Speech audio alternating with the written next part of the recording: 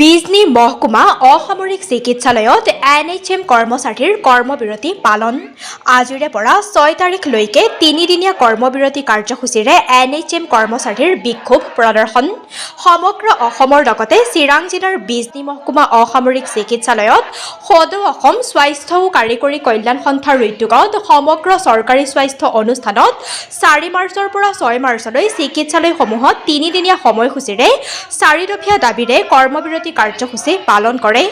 দাবীসমূহ হ'ল বিশেষ নিযুক্তি প্ৰক্ৰিয়াৰ জৰিয়তে NHM কৰ্মচাৰীসকলৰ ৰাজ্যৰ স্বাস্থ্য বিভাগৰ স্থায়ী পদ তথা নতুনকৈ স্থাপিত মেডিকেল কলেজ ও অন্যান্য চিকিৎসালয়সমূহত সৃষ্টি কৰিবলগীয়া পদবীসমূহৰ বিপৰীতে নিযুক্তি দিয়া, চাকৰি নিয়মীয়া নোহোৱাকৈ NHMত কৰ্মৰত সকলো ধৰণৰ কৰ্মচাৰীলৈ পে স্কেল ব্যৱস্থা কাৰ্যকৰী কৰি বেতন সুৰক্ষা সহ সপ্তম দৰমহা আয়োগৰ 2016 চনৰ জানুৱাৰী মাহৰ 1 তাৰিখৰ পৰা দৰমহা তথা বকেয়া দৰমহা আদায়ৰ ব্যৱস্থা কৰা ও ৰাজ্যিক কৰ্মচাৰীৰ সম্ভাৰত অন্যান্য সা-সুবিধাসমূহ প্ৰদান কৰা, চাকৰি নিয়মীয়া নোহোৱালৈকে 2021 চনৰ সম্পূৰ্ণৰূপে কাৰ্যকৰী কৰা, ৰাজ্য চৰকাৰৰ নিয়মীয়া কৰ্মচাৰীৰ সমাহাৰত গ্ৰেচুইটি, সমাহাৰত পেঞ্চন, সমাহাৰত ডেথ বেনিফিট, সমাহাৰত লিভ পলিচি, সমাহাৰত স্বাস্থ্য বীমা যোজনা, সমাহাৰত বেংক লোন ও অন্যান্য সা-সুবিধা সমাহাৰত প্ৰদান কৰা, চাকৰি নিয়মীয়া নোহোৱালৈকে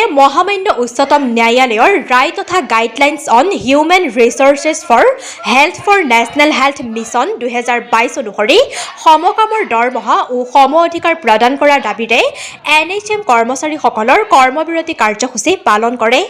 নিউজ ডেস্ক বিজনী ফাৰ্ষ্ট 24। আমি বিজনী SDCS তথা আমাৰ বিজনী হস্পিটেলৰ ওচৰত যিবিলাক স্বাস্থ্যকেন্দ্ৰ আছে সব স্বাস্থ্যকেন্দ্ৰৰ NHM ষ্টাফ যিহেতু ঠিকাভিত্তিক কৰ্মচাৰী মিলি কেনে আমি ইয়াৰ 3দিনীয়া কৰ্মসূচীৰে আমি কৰ্মবিৰতি কাৰ্যসূচী পালন কৰি আছোঁ। এই কৰ্মবিৰতিৰ মূল 4টা দাবী আছে। মই দাবীবিলাক কোৱাৰ আগতে মই আপোনালোকক ধন্যবাদ জ্ঞাপন কৰিছোঁ যে আপোনালোকে আমাৰ আহ্বান মৰ্মে ইয়াতে আহি উপস্থিত হৈছে। আমি আমাৰ সকলো NHM কৰ্মচাৰীসকলৰ পৰা আপোনালোকক ধন্যবাদ জ্ঞাপন কৰিছোঁ। লগতে আমি সমগ্ৰ অসমবাসী তথা বিজনীবাসী ৰাইজৰ ওচৰত ক্ষমা প্ৰাৰ্থী যে আমাৰ 3 দিনৰ কৰ্মবিৰতিৰ কাৰণে মানুহৰ অলপ অসুবিধা হ'ব পাৰে, তথাপি আমাৰ জৰুৰীকালীন সেৱা বা আমাৰ অন্যান্য সেৱা সব উপলব্ধ আছে ইয়াতে আৰু বিভিন্ন হস্পিটেলতো উপলব্ধ আছে। আমি আপোনালোকে জানে যে আমি NHM কৰ্মচাৰীসকলে অহা 19 বছৰ ধৰি ঠিকাভিত্তিক হিচাপে কাম কৰি আছোঁ।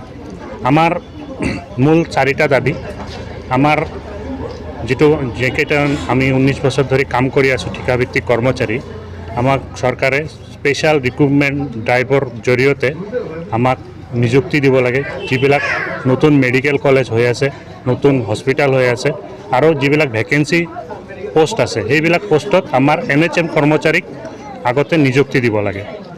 যিমান দিনলৈকে আমাক নিযুক্তি নিদিয়ে সিমান দিন আমাক 7 পে কমিশ্যনৰ দৰমহা দিব লাগে আৰু লগতে 7 পে কমিশ্যনৰ দৰমহাৰ লগতে আমাৰ যিবিলাক সা-সুবিধা আছে, যিবিলাক নিয়মীয়া কৰ্মচাৰীসকলে পাই থাকে যেনেকৈ পেঞ্চন, গ্ৰেচুইটি, মেডিকেল, আপোন ঘৰৰ সুবিধা, লোনৰ সুবিধা, আপোন বাহনৰ সুবিধা, মেডিকেল ইঞ্চুৰেঞ্চৰ সুবিধা, সেইবিলাক আমি NHM কৰ্মচাৰীয়ে নাপাওঁ।